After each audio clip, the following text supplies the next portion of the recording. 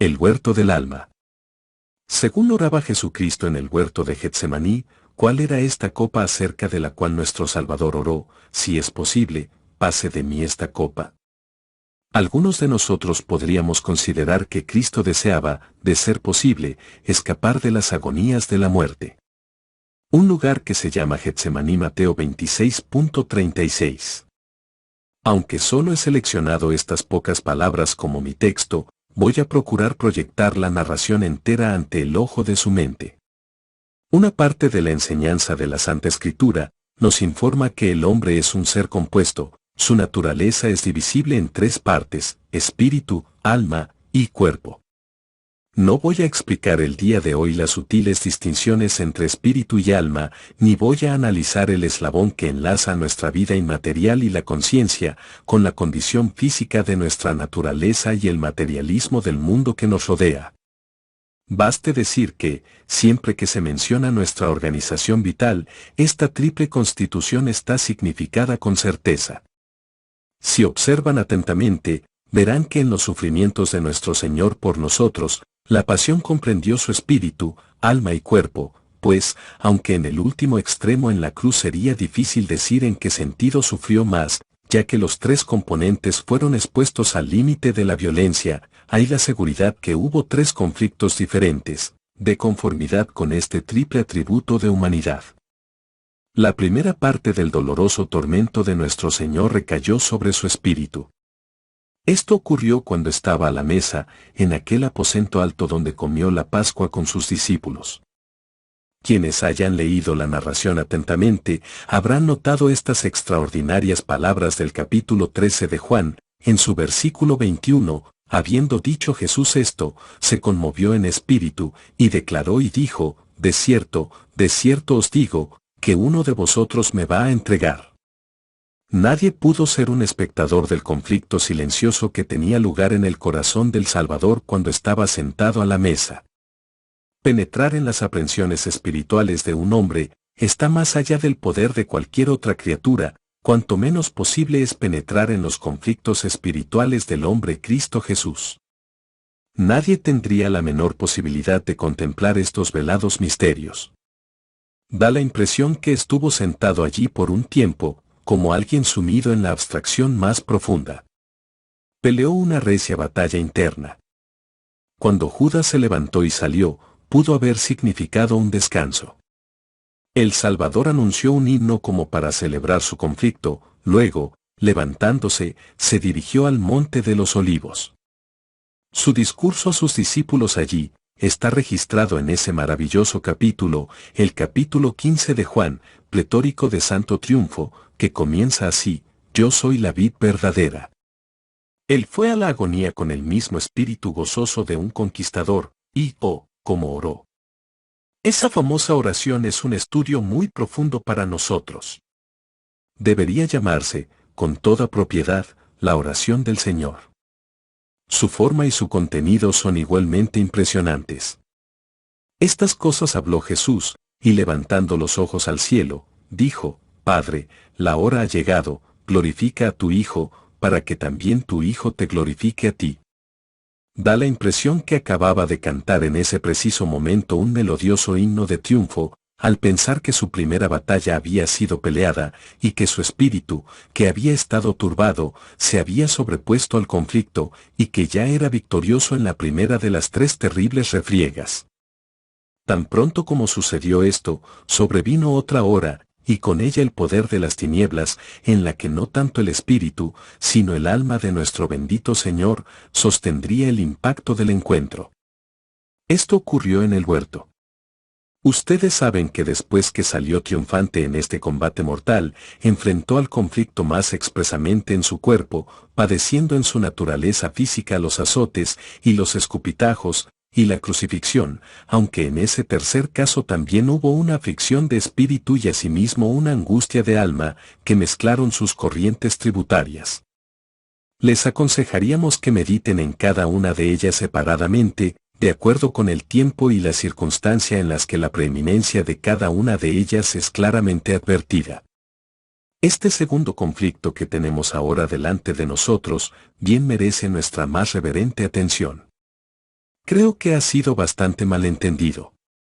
Posiblemente podamos recibir hoy unos cuantos pensamientos que esclarecerán la niebla de nuestro entendimiento y revelarán algo del misterio a nuestros corazones. Me parece que la agonía en el huerto fue una repetición de la tentación en el desierto. Estos dos combates con el príncipe de las tinieblas cuentan con muchos puntos de exacta correspondencia. Si son ponderados cuidadosamente, podrán descubrir que hay una sorprendente y singular conexión entre la triple tentación y la triple oración. Habiendo combatido contra Satanás en el desierto, al principio, en el umbral de su ministerio público, nuestro Señor ahora lo enfrenta al final, en el huerto, conforme se aproxima a la conclusión de su obra mediadora sobre la tierra. Tengan presente que ahora tenemos que hablar del alma de Jesús, mientras abordo los diversos puntos consecutivamente, ofreciendo unas pocas y breves palabras sobre cada uno de ellos. El lugar del conflicto ha portado el tema de tantos sermones que difícilmente podrían esperar que se diga algo nuevo acerca de eso. Sin embargo, quiero motivar sus mentes a manera de recordación. Jesús fue al huerto para enfrentar el conflicto, porque era el lugar de meditación. Era conveniente que su conflicto mental se llevara a cabo en el lugar donde el hombre estaría más cómodo en las pensativas cavilaciones de su mente. Conviene la contemplación en el huerto. Como Jesús se había acostumbrado a entregarse a ensueños nocturnos en medio de esos bosques de olivo, elige acertadamente el lugar sagrado para los estudios de la mente, para que fuera el escenario memorable de las contiendas de su alma. En un huerto el hombre se convirtió en heredero de muerte sin fin y dolor. Fue allí donde cayó el primer Adán, y era conveniente que allí el segundo Adán restaurara las ruinas del primero. Me parece que él fue a ese huerto en particular, porque estaba dentro de los lindes de Jerusalén. Podría haber ido esa noche a Betania, como lo había hecho otras noches, pero, ¿por qué no fue? ¿No sabían que según la ley levítica, los israelitas debían dormir en la noche de la Pascua, dentro de los linderos de Jerusalén? Cuando asistían al templo para guardar la Pascua, no debían irse mientras no terminara la noche pascual. Por eso nuestro Señor eligió un lugar de encuentro dentro de los límites de la ciudad, para no transgredir ni la más pequeña jota o tilde de la ley. Y, además, Él eligió ese huerto, entre otros ubicados en la región contigua a Jerusalén, porque Judas conocía el lugar. Él buscaba un lugar retirado, pero no quería un lugar que ofreciera una oportunidad para evadirse o esconderse. Cristo no se entregaría, pues eso hubiera sido semejante a un suicidio, pero tampoco se retiraría o se ocultaría, pues eso hubiera sido cobardía. Así que va a un lugar que Judas, que conoce sus hábitos, sabe que acostumbra visitar, y allí, lejos de tener miedo de encontrar su muerte, anhela con ansia el bautismo del que tiene que ser bautizado, y espera la crisis que había anticipado con toda claridad. Si me buscan, habrá dicho, estaré donde puedan encontrarme fácilmente, y me lleven. Cada vez que caminemos en un huerto, deberíamos recordar el huerto donde caminó el Salvador, y las aflicciones que le sobrevinieron allí. Me pregunto, ¿seleccionó un huerto porque nos gustan esos lugares, vinculando así nuestros momentos de recreo con los más solemnes recuerdos suyos? Recordaría cuán olvidadizas somos sus criaturas, y dejó que su sangre cayera en la tierra de un huerto, para que las veces que cabemos y hurguemos allí, podamos elevar nuestros pensamientos a Él, que fertilizó el suelo de la tierra, y la libró de la maldición en virtud de su propia agonía y dolores. Nuestro siguiente pensamiento será sobre los testigos.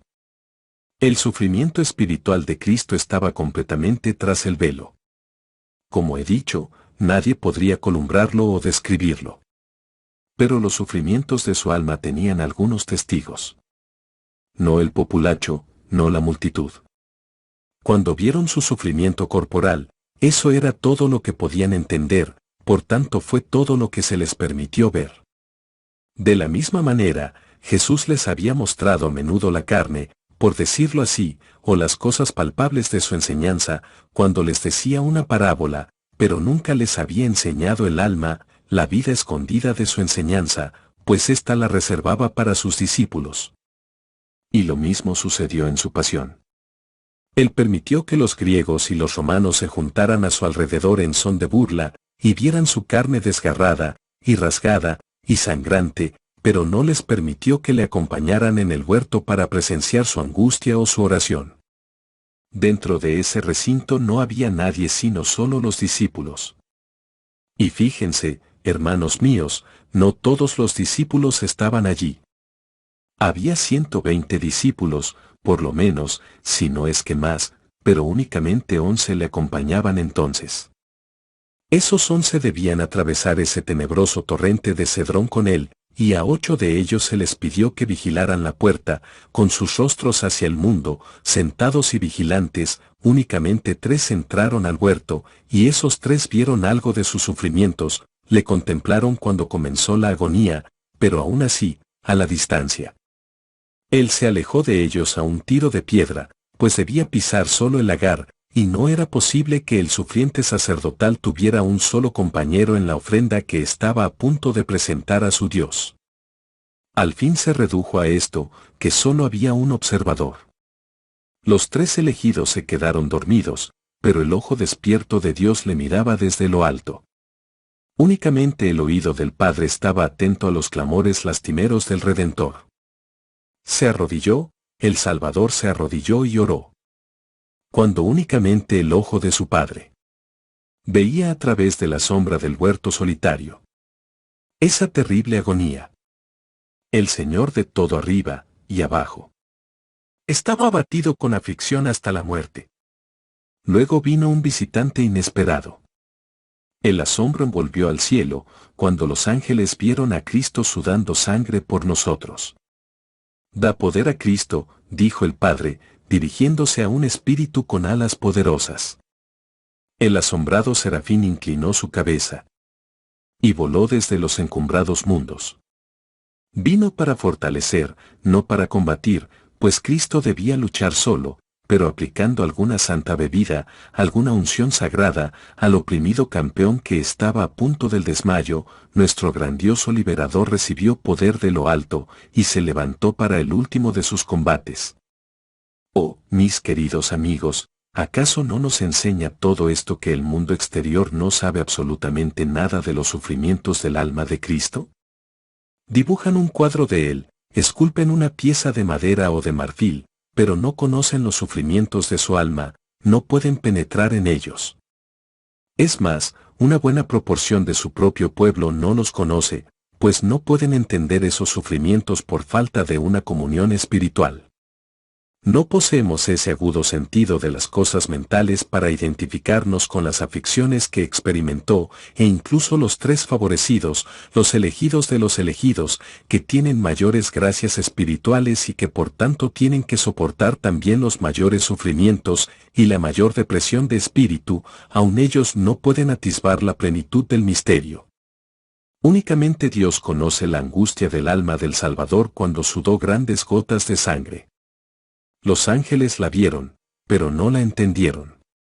Se deben haber sorprendido más cuando vieron al Señor de vida y gloria, triste con suma tristeza, hasta la muerte, que cuando vieron a este mundo redondo surgir de la nada a una hermosa existencia, o cuando vieron a Jehová ataviar a los cielos con su espíritu, y formar con sus manos a la aviesa serpiente. Hermanos, no podemos esperar conocer la longitud y la anchura y la altura de estas cosas, pero conforme nuestra propia experiencia se profundice y se oscurezca, sabremos más y más de lo que Cristo sufrió en el huerto. Habiendo hablado así del lugar y de los testigos, digamos algo en lo que respecta a la copa misma. ¿Cuál era esta copa acerca de la cual nuestro Salvador oró? Si es posible, pase de mí esta copa. Algunos de nosotros podríamos considerar que Cristo deseaba, de ser posible, escapar de las agonías de la muerte. Podrían conjeturar que, habiendo asumido la redención de su pueblo, su naturaleza humana vacilaba y retrocedía ante la hora de peligro.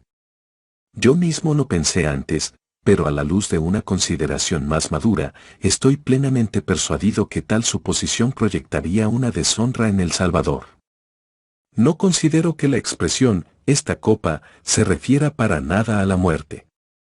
Ni me imagino que el amado Salvador quisiera significar, ni por un solo instante, una partícula del deseo de escapar de los dolores necesarios para nuestra redención.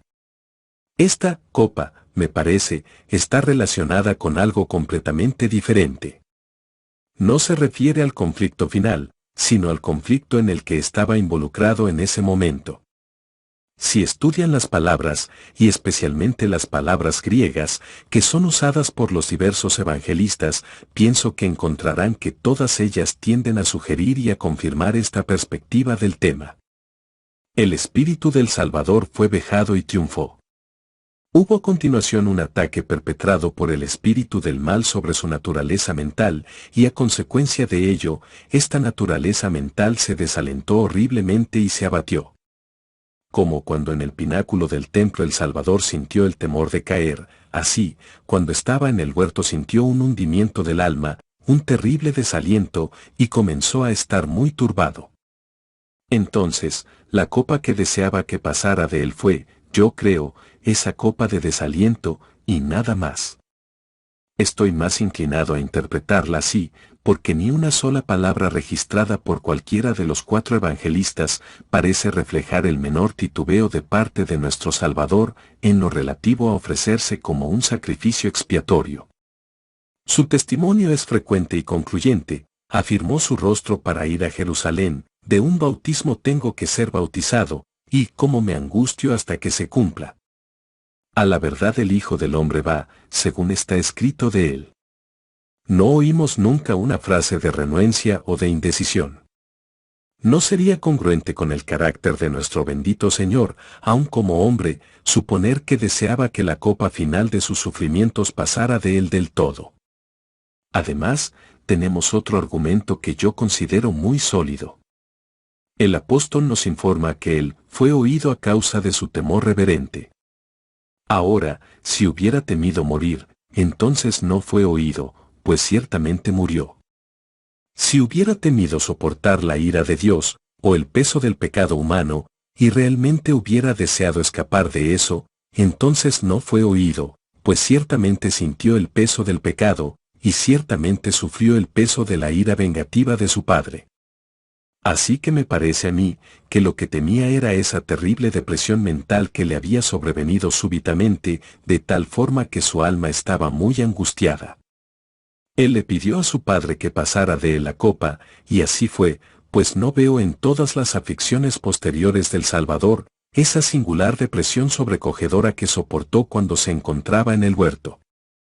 Él sufrió mucho en el pretorio de Pilato, y sufrió mucho en el madero, pero yo diría que había una valerosa alegría que le acompañó hasta el fin, cuando por el gozo puesto delante de él sufrió la cruz, sí, cuando dijo, tengo sed, y, Dios mío, ¿por qué me has desamparado? Yo identifico un poder santo y un vigor alrededor de las palabras y los pensamientos del sufriente, que el débil y estremecido estado de su cuerpo no podían extinguir. El lenguaje de ese Salmo 22, que parece haber dado la nota clave, por así decirlo, de su devoción en la cruz, está pleno de fe y confianza. Si el primer versículo contiene el lamento más amargo, el versículo 21 cambia el tono quejumbroso. Tú me has oído, o respondido, 1, señala el punto de transición del sufrimiento a la satisfacción sobre la que es deleitable insistir. Ahora, tal vez algunos de ustedes piensen que si esta copa solo significó abatimiento de espíritu y desmayo de alma, ¿no sería entonces un momento muy significativo, o por lo menos debilita el hechizo de esas inusitadas palabras y actos que se entretejieron alrededor de Getsemaní? Permítanme pedirles que me disculpen. Personalmente sé que no hay nada sobre la tierra que el cuerpo humano pueda sufrir, que se compare con el desaliento y la postración de la mente. Tal es la melancolía y la tristeza de un alma angustiada, sí, de un alma sumamente angustiada hasta la muerte, que yo puedo imaginar que los dolores de la muerte son más ligeros. En nuestra última hora, el gozo puede iluminar el corazón, y el brillo interno del sol del cielo puede sustentar el alma cuando todo por fuera es oscuro. Pero cuando el hierro penetra en el alma de un hombre, verdaderamente se acobarda. En la tristeza de esos espíritus exhaustos, la mente se confunde. Muy bien puedo entender la expresión que está escrita, mas yo soy gusano, y no hombre, acerca de alguien que es presa de tal melancolía. Oh, esa copa. Cuando no hay una promesa que pueda consolarte, cuando todo en el mundo se ve oscuro, cuando tus propias misericordias te aterran, y se levantan como repugnantes espectros y portentos del mal delante de tus ojos, cuando eres como los hermanos de Benjamín que abrieron las bolsas y encontraron el dinero, pero en lugar de recibir consuelo dijeron por causa de ello, ¿qué es esto que nos ha hecho Dios, cuando todo se ve negro y, a través de una mórbida sensibilidad en la que han caído? Distorsionan cada objeto y cada circunstancia hasta convertirlos en una caricatura funesta. Déjenme decirles que para nosotros, pobres hombres pecadores, esta es una copa más horrible que cualquier copa que los inquisidores pudieran mezclar. Puedo imaginar a Anescu sobre el potro de tormento, arrostrándolo todo con valor, pues era una mujer valiente, enfrentando a sus acusadores y diciendo: yo no soy una mujer que permita que mi ancla se pierda para toda niebla envolvente. Mi barca está firme. Pero no puedo concebir que un hombre que sufra la enfermedad del alma del abatimiento del espíritu, como lo estoy mencionando, encuentre en un pensamiento o en una canción algún paliativo para su angustia. Cuando Dios toca lo íntimo del alma de un hombre, y su espíritu cede, no puede soportarlo por largo tiempo, y esto me parece a mí que fue la copa que el Salvador tenía que beber en ese momento, de la que oraba ser liberado, y relativa a la cual fue oído. Consideren por un momento lo que tenía ante sí, y que deprimía su alma. Todo, hermanos míos, todo estaba tapizado de angustia, y nublado con una oscuridad que se podía sentir. Estaba el pasado. Expresándolo como pienso que él lo vería, su vida había sido un fracaso. Podía decir con Isaías: ¿quién ha creído a nuestro anuncio? ¿Y sobre quién se ha manifestado el brazo de Jehová? A lo suyo vino, y los suyos no le recibieron, y cuán pobre fue ese pequeño éxito que tuvo. Estaban los 12 apóstoles, él sabía que uno de ellos estaba en camino de traicionarle, 8 de ellos estaban dormidos a la entrada del huerto, y 3 más dormitaban dentro del huerto. Él sabía que todos le abandonarían, y uno de ellos le negaría con juramentos y maldiciones. ¿Qué había que le pudiera servir de consuelo? Cuando el espíritu de un hombre se abate, necesita un compañero que le alegre, necesita a alguien que le hable. ¿Acaso no sintió esto el Salvador? ¿Acaso no fue 3 veces donde estaban sus discípulos? Sabía que no eran sino seres humanos, pero es verdad que un hombre puede consolar a otro hombre en una situación como esa. La visión de un rostro amigable puede alegrar el propio semblante y animar el corazón. Pero tenía que sacudirlos de su adormecimiento, y lo veían con una mirada vacía. ¿Acaso no regresó otra vez a orar, porque no había ojo que se compadeciera y nadie que pudiera ayudar? No encontró alivio. A veces una media palabra, o incluso una sonrisa, aunque provenga únicamente de un niño, te podrá ayudar cuando estás triste y postrado. Pero Cristo no podía conseguir ni siquiera eso. Tuvo que reñirles casi con amargura. ¿Acaso no hay un tono de ironía en su amonestación? Dormid ya, y descansad. No estaba enojado, pero sí lo resentía. Cuando el espíritu de un hombre está abatido, siente más profunda y agudamente que en otros momentos, y aunque la espléndida caridad de nuestro Señor expresó una excusa, el espíritu a la verdad está dispuesto, pero la carne es débil. Sin embargo, su corazón estaba compungido, y tenía una angustia de alma semejante a la que sintió José cuando fue vendido en Egipto por sus hermanos. Verán, entonces, que tanto el pasado como el presente eran suficientes para deprimirle a un sumo grado. Pero estaba el futuro, y al mirarlo frente a sí, devoto como era su corazón, firme como era el valor de su alma, pues me parece que sería un sacrilegio y una calumnia imputarle siquiera un pensamiento de titubeo. Sin embargo, su corazón humano se acobardó, pareció pensar: oh, ¿cómo lo sobrellevaré? La mente dio un respingo ante la vergüenza, y el cuerpo dio un respingo ante el dolor, y el alma y el cuerpo conjuntamente dieron un respingo ante el pensamiento de la muerte, y de una muerte tan ignominiosa. Él lo experimentó todo, la duda, la contienda, el desfallecimiento, el temor desconcertante, las nieblas que flotan en la vida que parte. Todo se juntó alrededor de su cabeza, para que quien dio aliento al hombre conociera las propias profundidades del dolor humano. Hermanos, ninguno de nosotros tiene una causa de depresión como la tuvo el Salvador. No tenemos que cargar con su carga, y tenemos un ayudador que nos apoya, que él no tuvo, pues Dios, que le abandonó, no nos abandonará nunca. Nuestra alma podrá estar abatida en nosotros, pero nunca tendremos una razón tan grande para estarlo, ni nunca podremos conocerla a tal grado como la conoció el Redentor. Me gustaría poder retratarles a ese hombre amable, sin amigos, como un ciervo acorralado por perros que le rodeaban por todos lados, y el grupo de hombres perversos que le cercaba, preveía cada incidente de su pasión, incluyendo que traspasarían sus manos y sus pies, la rasgadura de sus vestiduras, y la suerte echada sobre su manto, y anticipaba ese último sudor de sangre sin una gota de agua para refrescar sus labios. No puedo evitar concebir que su alma debe haber sentido en lo íntimo un temblor solemne, de tal magnitud, que le condujo a decir, estoy muy triste, hasta la muerte. Entonces, me parece que esta es la copa que nuestro Señor Jesucristo deseaba que pasara de él, y que en efecto pasó de él a su debido tiempo. Avanzando un poco más, quiero que piensen en la agonía. Nos hemos acostumbrado a llamar de esta manera a esta escena en el huerto. Todos ustedes saben que es una palabra que significa lucha. Ahora, no puede haber lucha donde hay únicamente un individuo. En esta agonía, por tanto, debía haber dos partes. ¿No había, sin embargo, místicamente hablando, dos partes en Cristo? ¿Qué veo en este rey de Saroncino, por así decirlo, dos ejércitos? Había la firme resolución de hacerlo todo, y de cumplir la obra a la que se había comprometido, y había la debilidad mental y la depresión que le decían, no puedes, nunca la cumplirás. En ti esperaron nuestros padres, esperaron, y tú los libraste.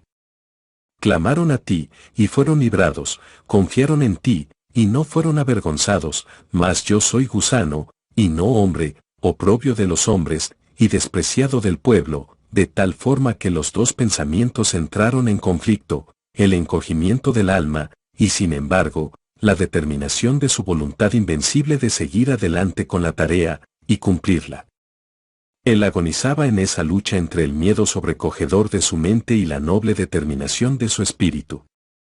Pienso, también, que Satanás le afligía, que se le permitió a los poderes de las tinieblas usar la máxima astucia para conducir al Salvador a una desesperación absoluta. Voy a manejar con mucha delicadeza una expresión usada para describir eso, una palabra que, en su sentido más tosco, significa, y ha sido aplicado a personas que están locas y que han perdido temporalmente la razón. El término usado concerniente al Salvador en Getsemaní puede ser interpretado únicamente por una palabra equivalente a nuestra palabra, perturbado. Era como alguien aturdido por un peso sobrecogedor de ansiedad y terror. Pero su naturaleza divina despertó sus facultades espirituales y su energía mental para manifestar su pleno poder. Su fe resistió la tentación de incredulidad. La bondad celestial que estaba en él, contendió tan poderosamente contra las sugerencias satánicas y las insinuaciones que fueron arrojadas en su camino, que se convirtió en una lucha. Me gustaría que capten la idea de una lucha, como si vieran a dos hombres procurando derribar el uno al otro, luchando al punto de que sus músculos se resaltan y las venas se tensan como trallas de látigo en sus frentes. Es un temible espectáculo cuando dos hombres se aproximan uno a otro en desesperada ira. Pero el Salvador estaba luchando así con los poderes de las tinieblas, y él luchaba a brazo partido con tanto denuedo en la refriega, que sudaba, por decirlo así, grandes gotas de sangre. Los poderes del infierno unidos presionaban. Y estrujaban su corazón, y herían su pecho. Qué terribles conflictos bramaban dentro. Cuando sudor y sangre transpiraron por su piel. Observen la forma en la que Cristo sobrellevó la agonía. Fue mediante la oración. Se volvió a su Padre 3 veces con las mismas palabras exactas. Es un indicativo de perturbación mental cuando ustedes se repiten. 3 veces, con las mismas palabras exactas se acercó a su Dios: Padre mío, pase de mí esta copa. La oración es todo lo que cura la depresión de espíritu. Cuando mi corazón desmayare, llévame a la roca que es más alta que yo. Habrá un desconcierto total, un quebrantamiento de espíritu a menos que alces las compuertas de la súplica, y permitas que el alma fluya en secreta comunión con Dios. Si le decimos a Dios nuestras aflicciones, no manifestaremos ansiedad interna, ni nuestra paciencia se reducirá como algunas veces está pronta a hacerlo. En conexión con la agonía y la oración hubo un sudor sangriento. Algunas personas han pensado que el pasaje solo quiere decir que el sudor fue como gotas de sangre, pero entonces la palabra como es usada en la Escritura para significar no simplemente una semejanza sino algo idéntico. Nosotros creemos que el Salvador efectivamente sudó en toda su persona, grandes gotas de sangre que caían hasta la tierra. Tal ocurrencia es muy rara ciertamente entre los hombres. Ha sucedido algunas cuantas veces. Libros de cirugía registran unos cuantos casos, pero yo creo que algunas personas que bajo un dolor terrible experimentan un sudor así, nunca se recuperan, mueren inevitablemente.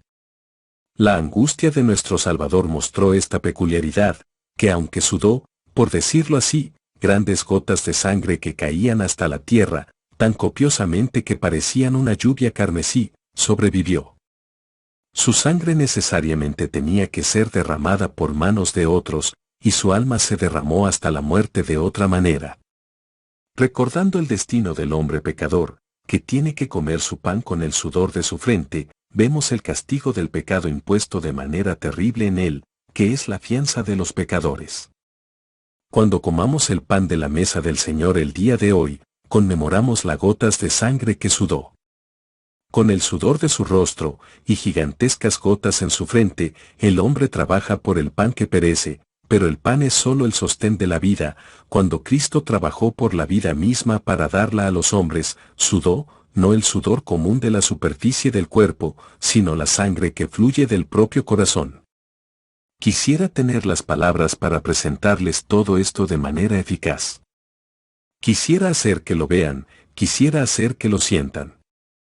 El amante celestial que no tenía nada que ganar excepto la redención de nuestras almas del pecado y de Satanás, y ganar nuestros corazones para él, abandona los resplandecientes atrios de su eterna gloria y desciende como un hombre, pobre, débil y despreciado.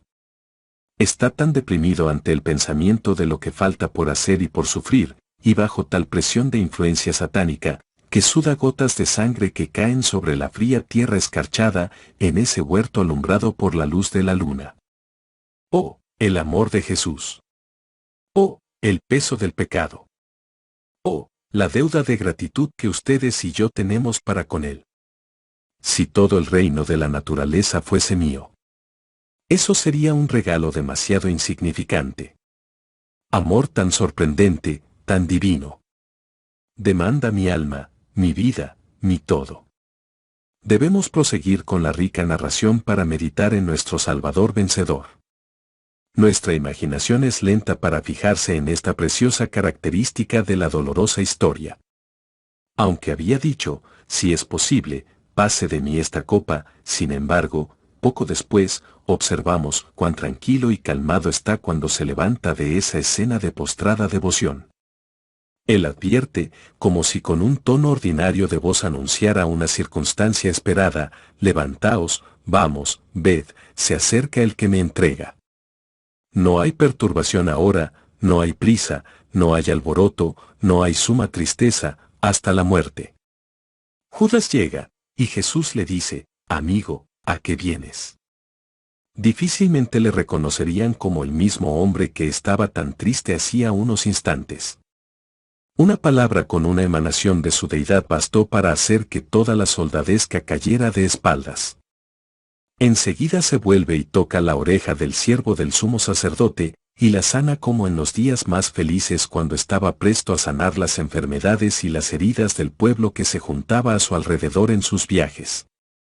Se retira, tan calmado y sosegado, que las injustas acusaciones no podían arrancar una respuesta suya, y aunque acosado por todas partes, es llevado como un cordero al matadero, y como oveja delante de sus trasquiladores enmudeció, y no abrió su boca.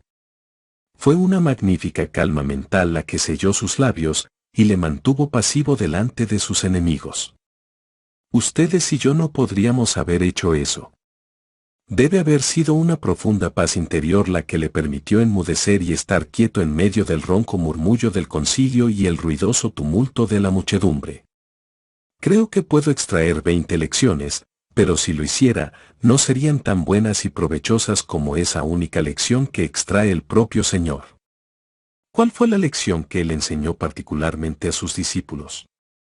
Ahora, Pedro, y Santiago, y Juan, abran sus oídos, y tú, Magdalena, y tú, María, y tú, Juana, mujer del intendente de Herodes, y otras mujeres favorecidas, escuchen la inferencia que voy a sacar. No es mía, es de nuestro Dios y Señor. Con cuánto cuidado debemos atesorarla. Lo que a vosotros digo, a todos lo digo, velad. Velad, y otra vez, velad y orad, para que no entréis en tentación. He estado dándole vueltas en mi mente a esto para sacar una aplicación. ¿Por qué en esta ocasión particular les exhortó a que vigilaran? Me parece que están involucrados dos tipos de vigilancia. ¿Se fijaron que habían 8 discípulos en la puerta del huerto?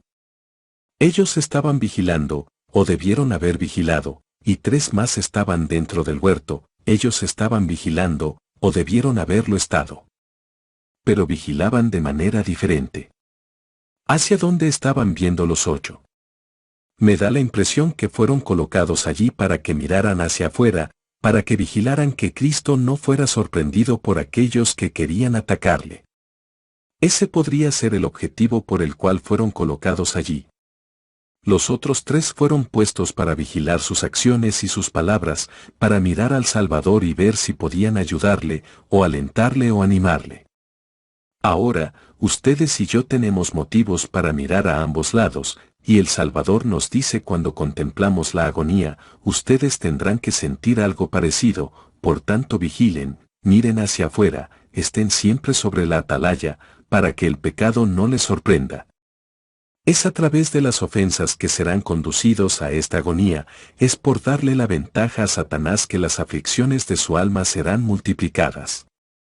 Si su pie resbala, su corazón se convertirá en presa de la tristeza. Si descuidan la comunión con Jesús, si se enfrían o se vuelven tibios en sus afectos, si no viven de conformidad a sus privilegios, se convertirán en presa de las tinieblas, de la melancolía, del desaliento y de la desesperación. Por tanto, vigilen, para que ustedes no entren en esta grande y terrible tentación. Satanás no puede sumir en tal estado de desolación a una fe fuerte cuando está en saludable ejercicio. Es cuando la fe de ustedes declina y su amor se vuelve negligente y su esperanza es inanimada, que él puede conducirlos a tal estado de desconsolada congoja que no vean sus signos, ni sepan si son creyentes o no. No serán capaces de decir, Padre mío, pues su alma dudará si son hijos de Dios del todo. Cuando las calzadas de Sión tienen luto, los hijos y las hijas de Sión no tocan sus arpas. Por tanto, vigilen bien, ustedes que como los 8 discípulos, tienen el cargo de centinelas en el umbral del huerto. Pero ustedes 3, vigilen internamente. Miren a Cristo. Considerad a aquel que sufrió tal contradicción de pecadores contra sí mismo. Vigilen al Salvador y vigilen con el Salvador. Hermanos y hermanas, me gustaría hablarles esto tan enfáticamente que nunca pudieran olvidarlo. Estén familiarizados con la pasión de su Señor. Vayan directo a la cruz. No se queden satisfechos con eso, sino pongan la cruz sobre sus hombres, Atense a la cruz en el espíritu del apóstol cuando dijo, con Cristo estoy juntamente crucificado, y ya no vivo yo, mas vive Cristo en mí. No creo haber tenido durante mucho tiempo un trabajo más dulce que el que tuve hace unas cuantas semanas, cuando estaba buscando, en todos los autores de himnos y en todos los poetas que conocía, himnos sobre la pasión del Señor. Yo procuraba gozarlos conforme los seleccionaba y meterme en la inspiración que tenían los poetas cuando los cantaban. Créanme, no hay fuente que produzca agua tan dulce como la fuente que brota del Calvario, justo al pie de la cruz. Aquí es donde hay un panorama más sorprendente y más arrebatador que en cualquier otra parte, incluyendo la cumbre de Pisga. Métense en el costado de Cristo, es una hendidura de la roca en la que pueden esconderse hasta que la tempestad haya pasado. Vivan en Cristo, vivan cerca de Cristo, y entonces, que venga el conflicto, y ustedes vencerán de la misma manera que Él venció, y levantándose de su sudor y de su agonía, seguirán adelante para enfrentar incluso a la muerte misma con una calmada expresión en su rostro, diciendo, Padre mío, no sea como yo quiero, sino como tú. Mi Dios, yo te amo, no porque por ello espere el cielo, ni porque quienes no te aman deben arder eternamente. Tú, oh mi Jesús, tú me abrazaste sobre la cruz. Por mí, aguantaste los clavos y la lanza. Y múltiples ignominias. Y dolores y tormentos incontables. Y sudor de agonía. Sí, la muerte misma, y todo por mí. ¿Qué era tu enemigo? Entonces, ¿por qué, oh bendito Jesucristo? ¿No debía amarte mucho? No por la esperanza de ganar el cielo, ni de escapar del infierno. No con la esperanza de ganar algo, ni buscar una recompensa. Pero como tú me has amado. Oh, Señor, eterno amante.